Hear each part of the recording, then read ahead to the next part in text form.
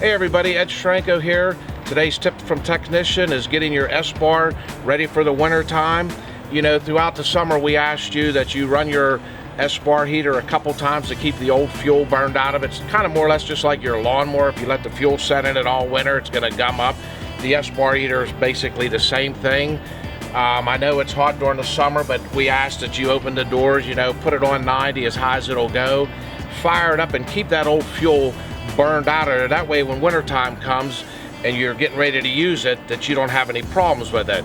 We're going to get up inside of the cab here and I'm going to show you, if you forget how to use it, I'm going to show you how to go over it, things to listen for and look at to make sure you're ready to go for this winter. Okay everybody, so we're up in the bunk here of our Kenworth. This is your Espar heater display here. Be mindful the truck has to be shut off. You can turn the key into the accessory position if you like to listen to the radio at night. So all you do is you simply press this once, it's going to light up your display. You hit it again and it comes up heater enable. The 10 on this side is that to let you know that it'll run for 10 hours before it'll shut down and have to be shut off and started up again. This is your cold side, your hot side. What I like to do is when you go to get it fired up, put it on as high as possible so we get her good and hot and burn all that fuel out of there. And like during the winter time, it starts getting warm in your bunk, then you can just start pushing the down button on it to set the temperature that you like. After you've turned that on, and if no codes come up, sometimes it will come up a maintenance code, low blower, igniter problem. That's something that's probably gonna have to be brought back to our shop and we'll have to look at it. But if it says heater enabled and it's on for at least a minute, that looks good. Then the next thing I'm going to show you where the heat blows out at and a couple other things to look for to make sure that your system's not plugged up. Okay everybody, so right underneath this tin box right here in this ductwork, this is where your Espar heater is at. And again, this is where the hot air blows out. Make sure you don't have like a suitcase or a box or any type where it's blocking that airflow, because these systems are real sensitive, you know, because you're inside a little truck and you don't want to die of carbon monoxide. Right underneath this tin container here in this ductwork is the actual Espar heater. If you look at the end right here, there's a little round, that's your intake. You got to be mindful, a lot of guys will like put their clothes in there, garbage bags, you name it. Keep this area clean. We've had drivers that come in that would not work and open the bunk and find out there's a garbage bag sucked into it, a sock, a rag. Just be mindful to keep that area clean and open right there. We're going to go outside and check our exhaust, make sure there's no obstruction around there up against your headache rack, and see if she's blowing smoke and getting ready to fire up. Okay everyone, so we're outside of the truck on the passenger side. Right underneath your headache rack, if you look down here, you'll see a little stainless steel 1-inch pipe. That is the exhaust for the system.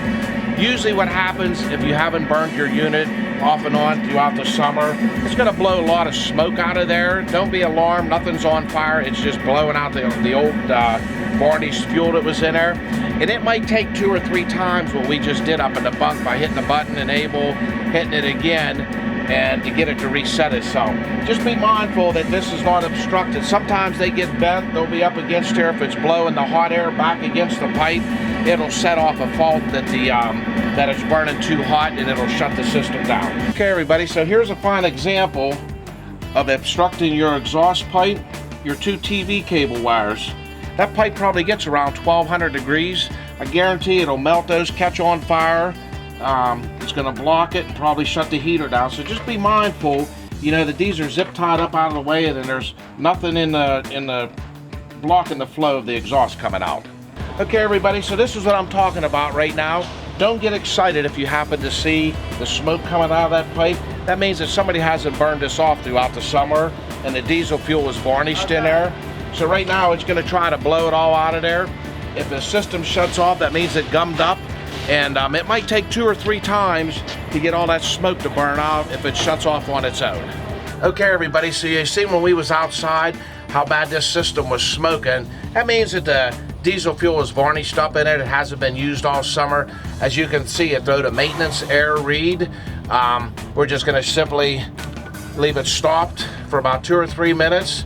Just let it reset itself, and then we're going to hit enable again, and we're going to go back out and see if she'll burn her out. Okay everybody, so we let it set for a couple minutes. We went back inside, hit the enable, hit it again. We set our temperature up to about 89 to get it hotter out, to get the temperature set hotter than the actual heat out here is. And as you can see, she's burning clean.